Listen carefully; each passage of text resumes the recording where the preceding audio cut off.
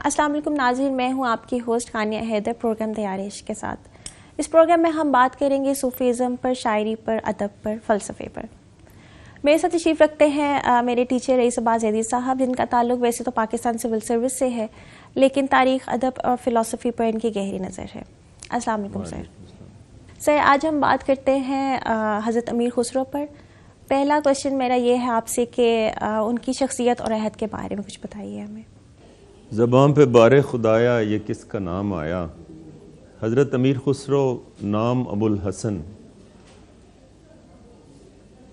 11 بادشاہوں کا عہد دیکھا، 5 بادشاہوں کے مشیر رہے، صوفی، شاعر، راگ اور راگنیوں کے موجد، کئی سازوں کے موجد، نامور جرنیل اور بہت سی شخصیتیں، اور پھر جب سب سے بڑی ان کی شخصیت ہے وہ حضرت نظام الدین اولیاء کے مرید خاص۔ جہاں تک تم نے ان کے عہد کے بارے میں پوچھا ہے تو یہ عہد وہ ہے جب محمد بن قاسم آیا، آ کے چلا گیا، محمود غزنوی آیا، آ کے چلا گیا، ان کے جانے کے بعد کام شروع ہوا ہے اولیاء کا اور صوفیاء کا، جنہوں نے ایک ہندو اوور ویلمنگ میجورٹی کو مسلمان بنانا ہے، تبلیغ دین کرنی ہے۔ چشت ایک محلہ ہے افغانستان کا، وہاں حضرت عثمان ہارونی جو مرشد ہیں، حضرت معین الدین چشتی اجمیری رحمۃ اللہ علیہ، کہ ان کو حکم دیتے ہیں کہ جاؤ ہندوستان میں، وہ کافرستان ہے، وہاں اسلام کی روشنی پھیلاؤ۔ یہ 12ویں صدی بھی بڑی خوبصورت صدی ہے۔ اس 12ویں صدی میں اسلام کا عروج ہے، بغداد میں ترجمے ہو رہے ہیں لاطینی سے، یونانی زبان سے، اور امام Ghazali youngest professor of Baghdad university اس دور میں نظام الملک طوسی نے سیاست نامہ لکھ رہے ہیں۔ یہ اسلام کی شان و شوکت کا زمانہ ہے۔ اسی میں موجود بابا فرید ہیں جنہیں فیروز شاہ تغلق اپنی بیٹی نکاح میں دے دیتا ہے۔ یہ مرشد ہیں حضرت نظام الدین اولیاء کے۔ جب انتقال ہوتا ہے تو اپنا خرقہ، اپنا عصا، اپنی ٹوپی اور اپنا مسلح جو ہے وہ حضرت نظام الدین اولیاء کو بھیج دیتے ہیں۔ اور جس بادشاہ کے مشیر ہیں امیر خسرو، اس بادشاہ کا ایک گورنر دورے پہ آتا ہے تو حضرت بولی شاہ قلندر بھی اسی عہد میں زندہ ہیں، تو ان کا نوکر کسی کام سے باہر گیا تو ایک سپاہی نے اس کے سر میں ڈنڈا مار دیا۔ اقبال نے اسے رموز خودی میں نقل کیا کہ اس نے آ کے شکایت کی تو حضرت بولی شاہ قلندر نے کہا کہ ایسا ہو جاتا ہے، بادشاہ جب آتے ہیں تو پروٹوکول ہوتا ہے۔ تو اس نے کہا، اقبال نظم کرتا ہے کہ وہ رو دیا، اشکہا زندان چشم آزاد کر، اس نے آنکھوں سے آنسوؤں کے قیدی آزاد کر دیے۔ تو قلندر کو غصہ آ گیا، خط لکھتے ہیں کہ اپنے اس ناہنجار گورنر کو برطرف کر دو، ورنہ بخشم ملک کے تو بادی گرے، ورنہ تیرا ملک کسی اور کو دے دوں گا۔ تو غیاث الدین بلبن who is known in history as the serious king، وہ کانپنے لگتا، اور پھر حضرت نظام الدین اولیاء کی سفارش سے حضرت امیر خسرو کو معافی کے لیے بھیجا جاتا۔ پھر علاؤالدین خلجی کا زمانہ ہے جب دہلی کی فصیل کے قریب آ گئے، شہزادہ محمد مارا گیا، ولی ہے، شپ سپہ سالار ظفر خان مارا گیا، دہلی کا محاصرہ کر لیا۔ تو علاؤالدین خلجی، جس کو ایک دفعہ نظام الدین اولیاء نے منع کیا تھا کہ میرے ہاں مت آیا کرو، تمہارے آنے سے خلق خدا کو تکلیف ہوتی، اپنا تاج اتار کے، پاؤں کی جوتیاں اتار کے، ہاتھ جوڑ کے کھڑا ہو جاتا ہے کہ حضور کل دہلی پہ قبضہ ہو جائے گا۔ تو حضرت نظام الدین اولیاء فرماتے ہیں ہنوز دلی دور است، دلی ابھی دور ہے۔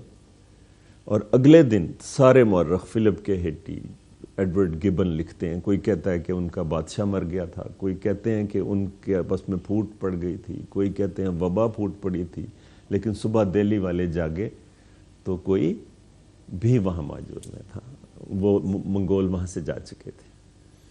اور پھر حضرت نظام الدین اولیاء کے ساتھ جمنا کے کنارے سیر کر رہے ہیں، ہر کوئی عبادت کر رہا ہے، پارسی اپنی عبادت کر رہے ہیں، ہندو اپنا اشنان کر رہے ہیں، ہر کوئی عبادت کر رہا ہے۔ تو حضرت نظام الدین اولیاء فرماتے ہیں کہ ہر قوم راست راہے دینے کے قبلہ گاہے، کہ ہر قوم اپنے اپنے طریقے سے اس کو ڈھونڈ رہی ہے.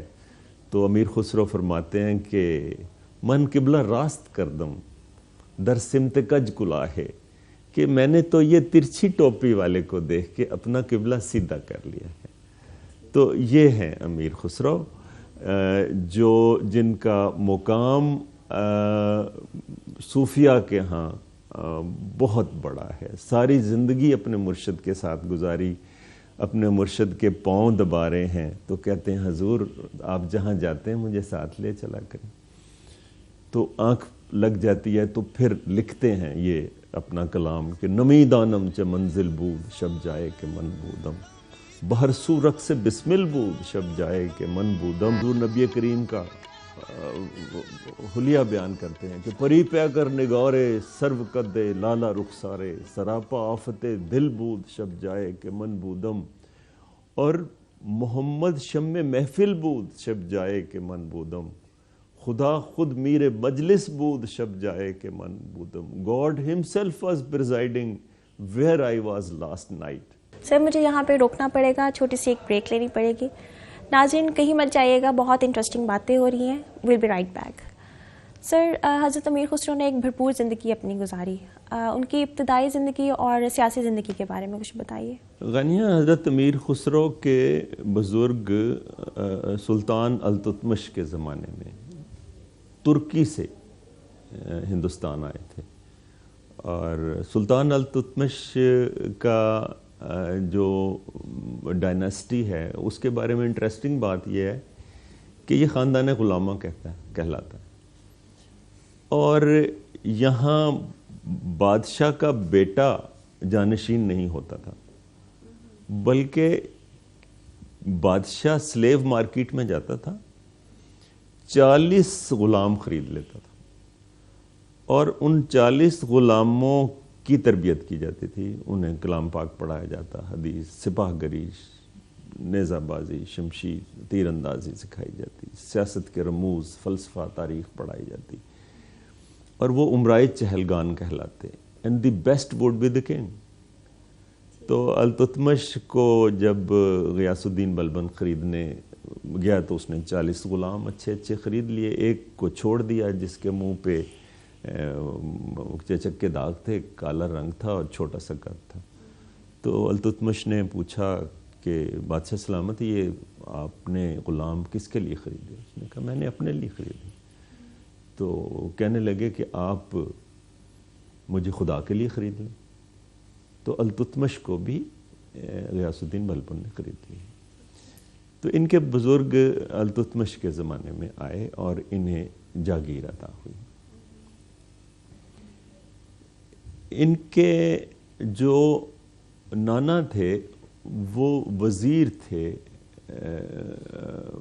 غیاث الدین بلبن کے. حضرت امیر خسرو کے والد کا 9 سال کی عمر میں انتقال ہو گیا، تو پھر ان کی پرورش ان کے نانا نے کی. ان کی ابتدائی تربیت ویسے ہی ہوئی جیسے اس زمانے میں قرآن پڑھایا جاتا تھا، حدیث پڑھائی جاتی تھی. لیکن انہوں نے اپنی زندگی کا آغاز بطور سپاہی کیا، اور اپنی فہم و فراست کے ذریعے سے ترقی کرتے کرتے وہ مشیر ہو گئے. جب سلطان غیاث الدین بلبن نے اپنے بیٹے محمد کو صوبے دار مقرر کیا ملتان کا، تو ان دنوں گورنر کو صوبے دار کہتے تھے. تو شہزادہ محمد حضرت امیر خسرو کو ساتھ لے گئے.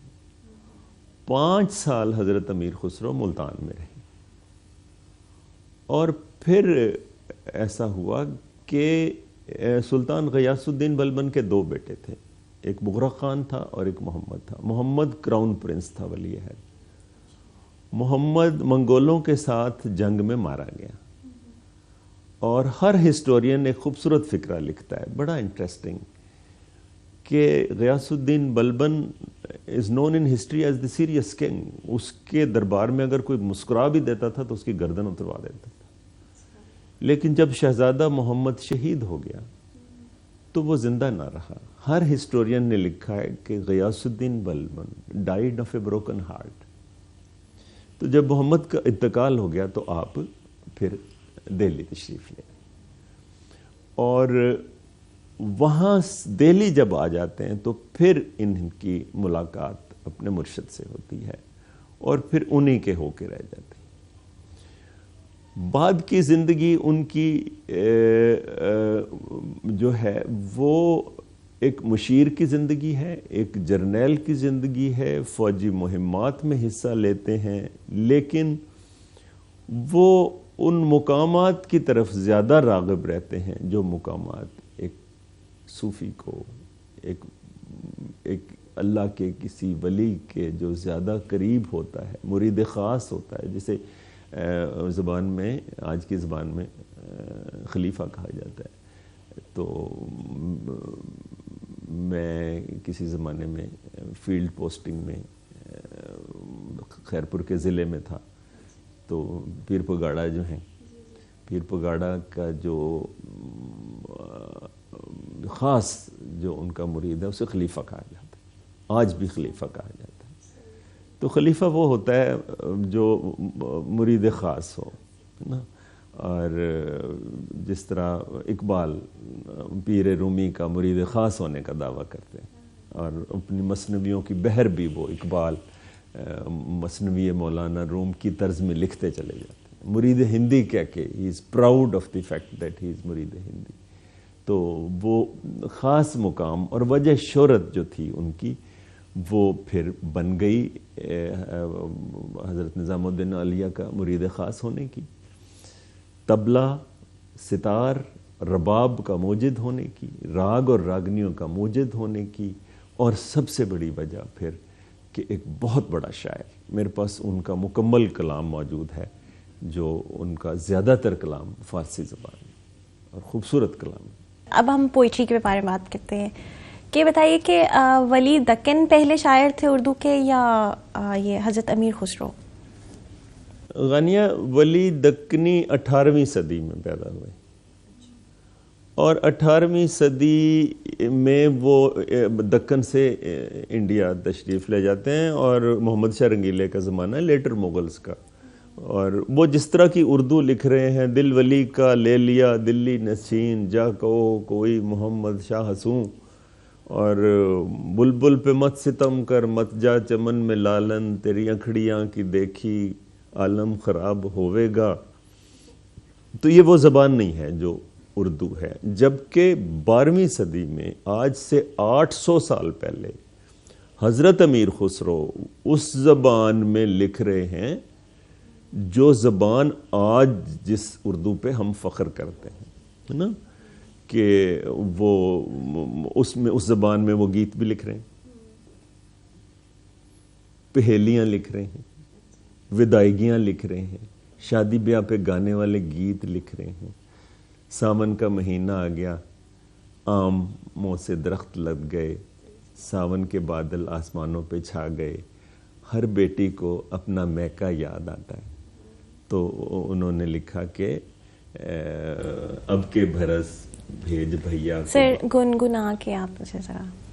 میری عمر گنگنانے والی تو نہیں ہے, بہرحال وہ ایک خوبصورت چیز ہے, ہمارا ورثہ ہے یہ. جی. تو کچھ اس طرح سے ہے, اس کے یہ دھنیں اور بول بھی, دھنیں بھی امیر خسرو کی جاتی ہیں. جی جی. تو اس طرح کچھ ہے کہ اب کے برس بھیج بھیا کو بابل, ساون آیا. تو ماں کہتی ہے کہ بیٹی تیرا بھیا تو بالا رے, کہ ساون آیا. پھر ایک ودائیگی ہے ان کی کہ جس کی بھی بیٹیاں ہیں, آج بھی اگر وہ ودائیگیاں سن لے تو اس کی آنکھوں میں آنسو آ جائیں گے. تو وہ کچھ اس طرح ہے کہ بھائیوں کو تو دین محل دو محلے, ہم کو دیا پردیس رے, لکھی بابل مورے, کاہے کو بیاہی بدیس. سر یہاں پہ ہم ایک چھوٹی سی بریک لیں گے. नाज़रीन कहीं मत जाइएगा, will be right back after a short break. हज़रत अमीर खुसरो को बहुत अपने मुर्शिद से प्यार था, हज़रत निज़ामुद्दीन औलिया, तो उनके बारे में कुछ बताइए हमें। गानिया, पहले तो मैं तुम्हें बताऊं कि मुर्शिद के साथ ताल्लुक़ क्या होता है। मुर्शिद एक गाइड होता है, एक सुपरवाइज़र होता है, जो आपको सलूक की मंजिलें तय करवाता है, जो आपको खुदा के नज़दीक तर जाने के लिए सालिक को हेल्प करता है, बताता है। तो मुर्शिद का अपने मुरीद के साथ प्यार की जो पहली मिसाल मिलती है वो हज़रत उस्मान हारूनी और हज़रत मोइनुद्दीन चिश्ती अजमेरी, फिर मौलाना रूम के मुर्शिद शाह शम्स तबरेज़, मौलाना रूम जिन्हें इकबाल पीर रूमी कहता है और अपने आप को मुरीद हिंदी कहता है कि बू अली अंदर गुबारे नाका गुम और पीर रूमी पर्दे महमिल गिरफ्त, ये उसका मुकाम है। फिर हमारे यहाँ आपको तल्लुक़ नज़र आता है लोकल बाबा बुल्ले शाह और हज़रत इनायत शाह कादरी कि हज़रत इनायत शाह कादरी नाराज़ हो जाते हैं तो रास्ते में औरतों के कपड़े पहन के सिंगार करके पाँव में घुंघरू बांध के खड़े हो जाते हैं, छेती बॉडी में तबीबा नहीं तो मैं मर गईयाँ तेरे इश्क नचाया कर थैया थैया। और हज़रत इनायत शाह कादरी बूढ़े हो चुके हैं, पलकें ऊपर चुके हैं, तो यूँ पलकें उठा के कहते हैं ये बुल्ले हैं, तो कहते हैं हाँ सही मैं बुल्ला, तो माफ़ी मिल जाती है। तो हज़रत निज़ामुद्दीन औलिया के साथ अमीर खुसरो का ताल्लुक़ बड़ा ही खूबसूरत है कि वो उनकी खिदमत में हर वक्त हाज़िर रहते हैं। और एक बार उन्हें कहा कि मुर्शिद मेरे लिए दुआ करें कि मुझे ऐसा मुकाम हासिल हो जाए जो मुकाम हज़रत शेख सादी को हजूर नबी करीम के हाँ है। तो सो गए, ख्वाब में देखा कि बादशाही मस्जिद की सीढ़ियों पर बैठे हैं, एक जम्मे गफ़ीर है कफन पोश सफ़ेद दाढ़ियों वाले बुज़ुर्गों का, और हजूर नबी करीम सफ़ेद घोड़े पर सवार हैं और सुमों के साथ एक बाबा लिपटा हुआ है जिसकी आंखों से आंसू रुआ हैं। हजूर नबी करीम फरमाते हैं कि सादिया पढ़ो जो तुमने गुलिस्तान के दिबाचे में लिखा था, और सादी पढ़ते हैं कि बलगुल अला बे कमाल ही कशफुद्दजा बे जमाल ही हसनत जमी ख़िसाल ही सल्लु अलैहि व अलैहि बलगुल अला बे कमाल ही कशफुद्दजा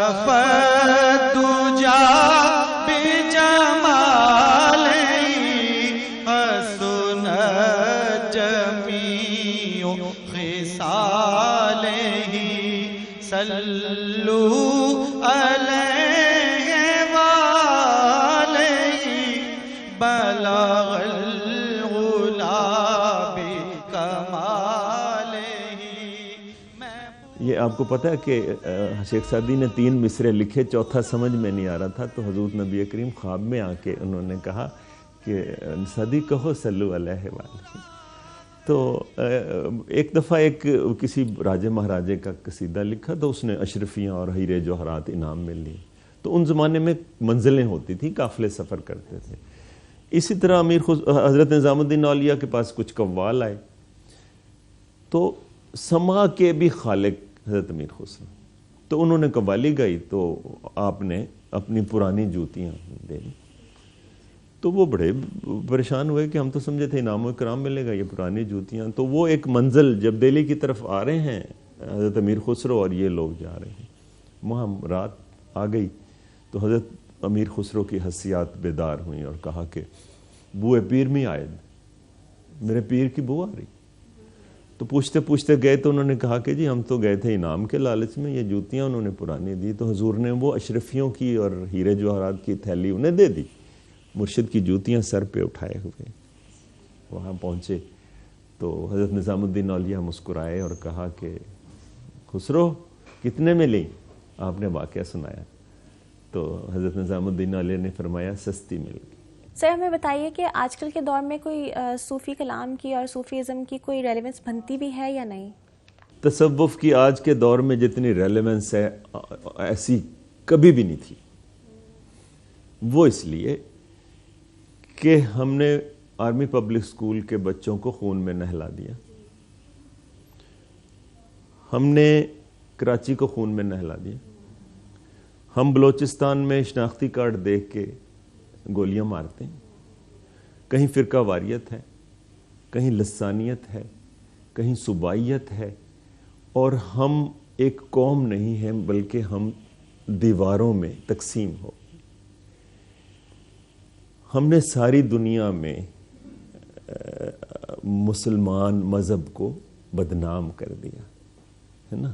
ہم نے خانہ جنگی ہو رہی ہے مصر میں، لیبیا میں مسلمان کو مار رہے ہیں، عراق میں مسلمان کو مار رہے ہیں، شام میں. اس وقت ضرورت ہے تصوف کی. وہ صوفی جو پیار بانٹتا تھا، یہ رحمت اللہ عالمین کی امت ہے، جنہیں کوئی عورت کوڑا پھینکتی تھی تو ایک دن اس نے نہیں پھونکا تو آپ تشریف لے کے کہا کہ آج تم نے کوڑا نہیں پھینکا. اس نے کہا میں بیمار ہوں. کہا اللہ تمہارے گھر کے کچھ کام کر دوں، اور وہ ایمان لے آئی. طائف میں جب پتھر مار رہے ہیں آپ زخمی ہو گئے تو آپ کے ساتھیوں نے کہا ان کے لیے بد دعا کریں. کہا نہیں، انہیں معلوم نہیں یہ کیا کریں. اور جو بدر میں آرڈر آف دی ڈے دیا ہے، بدر ایک دفاعی جنگ تھی، وہ حملہ کر کے آ گئے تھے. تو آپ نے کہا دیکھو بوڑھے کو نہ مارنا، زخمی کو نہ مارنا، عورت اور بچے پہ ہاتھ نہ اٹھانا. اور پھر کہا کہ دیکھو کسی سایہ دار درخت کو نہ کاٹنا. اس رحمت للعالمین کی امت جو ہے وہ سینونیمس ہو گئی ہے خون بہانے کے ساتھ. اس وقت ضرورت ہے اس صوفی کی جو محبت بانٹتا تھا، جو پیار بانٹتا تھا. اسلام تو آئی سوشل جسٹس کے لیے تھا نا، جہاں بلال حبشی کو ساتھ کھڑا کر کے نماز پڑھائی جائے اور اسے مؤذن بنا دیا جائے. ایک ہی صف میں کھڑے ہو گئے محمود و ایاز. جس طرح حضرت نظام الدین اولیاء کا قاعدہ یہ تھا کہ جو دھتکارا و شودر، جسے برہمن اشلوک پڑھنے نہیں دیتے تھے، جسے اپنے برچی خانے کی چیز کو ہاتھ نہیں لگانے دیتے، جب وہ شودر آپ کے پاس آتا پہلے اسے گلے لگاتے، اس کے بعد اس سے توبہ کرواتے، پھر اس سے وضو کرواتے، اور پھر اپنے ساتھ نماز کے لیے کھڑا کر لیتے. یہ تھا اسلام. صوفیہ جانتے تھے کہ یہ چند ہزار مسلمان ایک اوور ویلمنگ کروڑوں کی ہندو میجورٹی میں آ گئے ہیں. لہٰذا ہم نے اگر پیار نہ بانٹا، اگر محبتیں نہ بانٹی، تو یہ کوئی بھی مسلمان نہیں ہوگا. اور محبتیں بانٹنے کا طریقہ کیا تھا کہ دیکھا کہ وہاں بھجن گائے جاتے ہیں تو یہاں سماج شروع کر دی، وہاں رقص کیا جاتا ہے یہاں دھمال شروع ہو گئی. حضرت امیر خسرو نے ان کی ڈھولک دیکھ کے ڈھولک کے 2 حصے کر دیے، طبلہ ایجاد کیا. ہندو جوگی ایک تارا بجاتا تھا تو آپ نے 3 تار سے اسے سہتار بنا دیا. اور اسی طرح جب ہندوؤں کے ہاں پرساد تقسیم ہوتا تھا، لوگوں کو کھانے کو ملتا تھا، تو یہاں لنگر تقسیم ہونے لگا مزاروں کے اوپر. تو اس وقت ضرورت ہے ان صوفیاء کی جو پیار بانٹے، محبت بانٹے، اسلام کا اصل چہرہ لوگوں کو دکھلائیں کہ اسلام محبت ہے، پیار ہے، اخوت ہے، مساوات ہے اور ٹالرنس ہے. زہیر صاحب، یہاں پروگرام کا ہمارا وقت ختم ہوتا ہے. ناظرین ہمیں اپنا فیڈ بیک ضرور دیجیے گا کہ آپ کو ہمارا پروگرام کیسا لگا. تب تک کے لیے اجازت دیجیے. اللہ حافظ.